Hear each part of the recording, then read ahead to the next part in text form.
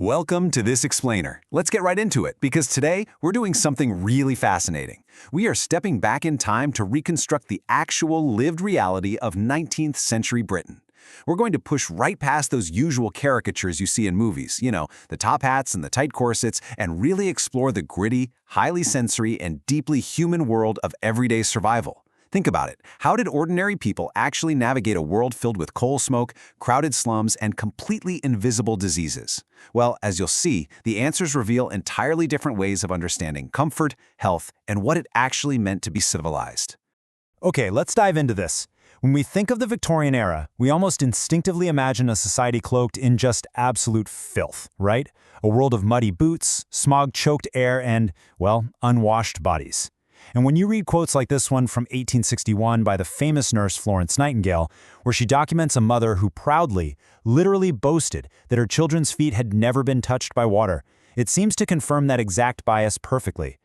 But we really have to stop and ask ourselves, were the Victorians actually as filthy as we assume, or are we just judging their survival strategies against our own modern conveniences? To truly understand their world, we have to strip away our everyday expectations of instant hot water and indoor plumbing, and look at the intense physical constraints that shaped every single choice they made. Section 1. The Wash Basin Reality.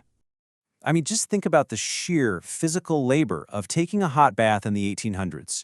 You couldn't just turn on a shower. You had to go out, draw water from a pump, haul these incredibly heavy jugs up steep, drafty staircases, heat it all over a coal fire, and then, when you were finally done, drag that dirty water all the way back down. It was exhausting. Because of this, full-body immersion was actually pretty rare. The daily sponge bath, using just a basin and pitcher in the bedroom, was really the only logical, pragmatic choice. They weren't inherently dirty people, they were just washing differently, focusing pragmatically on the visible parts, the face, the hands, and the underarms. And this brilliantly illustrates what they actually did. Let's walk through an unscripted, historically accurate Victorian morning routine.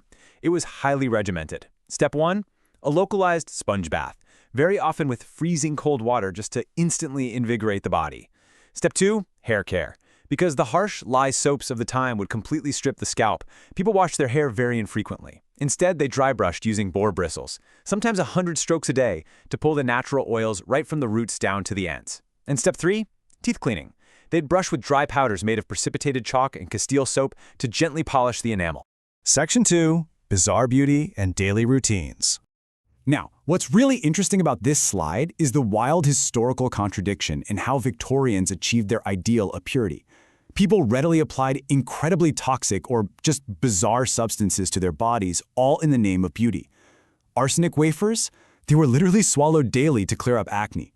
Women dropped belladonna, which is deadly nightshade, directly into their eyes to dilate their pupils, fully risking permanent blindness for a bright-eyed look.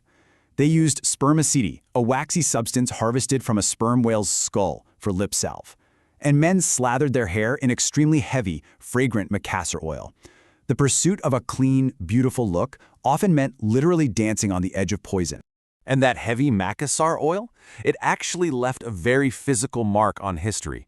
Men's hair was so heavily oiled that sitting back would completely ruin the upholstery of expensive parlor chairs. The brilliant Victorian solution? The anti-Macassar. It was a small, washable cloth or doily pinned right to the back of the chair. It's a fantastic example of how a single, messy grooming habit literally ended up shaping domestic architecture and furniture design. Section 3. Next to Godliness. You have definitely heard this phrase before. It was popularized by Methodist co-founder John Wesley way back in 1786, and this was a massive civilizational turning point. Historically speaking, the word cleanliness simply meant a soul free of sin. But Wesley, and the reformers who followed him, physically linked that concept directly to the human body. Almost overnight, hygiene was transformed from a simple physical act into a spiritual absolute. Washing your face literally became a visual marker of Christian self-discipline. So the crucial point here is how this created a weapon out of hygiene. The terminology of pollution, filth, and contamination began to blur the lines between actual material dirt and moral sin. Middle-class reformers would look at the completely unavoidable soot and grime of the working poor, people who were laboring day and night in coal-fired factories and living in dense slums, and they diagnosed that physical dirt as spiritual degradation. It created a highly effective and honestly deeply harmful victim-blaming rhetoric that practically criminalized poverty. Let's move to the timeline and see how this builds, because large historical forces eventually did step in to democratize hygiene.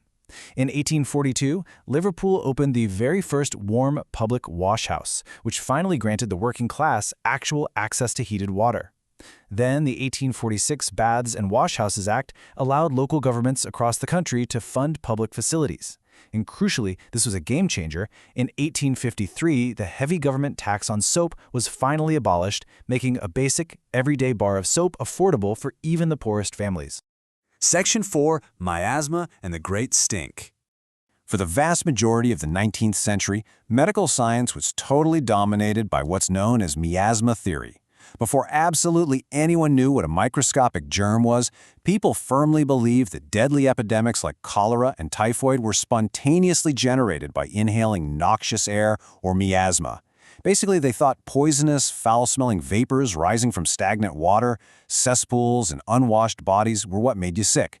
They were desperately fighting an enemy they could smell but couldn't see. This entire mindset reached its absolute peak with the famous sanitary reformer Edwin Chadwick, who bluntly declared, "All smell is disease."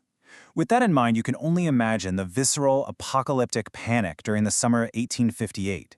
It was an event famously known as the Great Stink. The Thames River was so choked with raw human sewage and industrial waste baking in the summer heat that the stench brought the entire city of London, including Parliament, to its knees. If smell equaled death, Londoners genuinely believed their city was doomed. Section 5. The Gospel of Germs. This right here marks one of the absolute greatest paradigm shifts in all of human history. On one side of the transition, you have the ancient, deeply ingrained fear of atmospheric smells and toxic vapors. And on the other side, the terrifying new reality of germ theory. Society had to abruptly pivot from fearing the open air itself to fighting an invisible microbiological enemy that was hiding on their hands, in their clothes, and terrifyingly, in their drinking water. The real turning point began with Dr. John Snow. By meticulously mapping the deadly 1854 cholera outbreak to a single, contaminated water pump on Broad Street, he proved beyond a doubt that the disease was in the water, not the air. Alongside the later, absolute blockbuster microbiological breakthroughs of Louis Pasteur and Joseph Lister, this cumulative evidence forced civilization to completely redraw its boundaries of purity. Dirt was no longer just morally bad, it was scientifically lethal. So practically overnight, that religious mandate of cleanliness is next to godliness fully mutated into a secular, hyper-commercial obsession. Germ theory validated all those old cleaning habits, but now with new, urgent science backing them up. Domestic science movements brought bacteriology straight into everyday school curriculums. The family home was transformed into a literal fortress against pathogens. And the booming soap industry? Well, they happily commodified this new germ-free lifestyle, essentially selling human survival in the form of a heavily advertised bar of soap. We've seen how the Victorians navigated their incredibly complex world through the lenses of miasma, morality, and eventually microbes. They brushed their hair 100 times a day, ingested pure arsenic for clear skin, and genuinely feared the very air they breathed. It really makes you wonder. If we look back at their survival strategies and beauty routines as totally bizarre today, what everyday modern hygiene habits will future historians look back on and find completely strange? It's definitely something to think about next time you're washing your hands. Thanks for joining me for this explainer.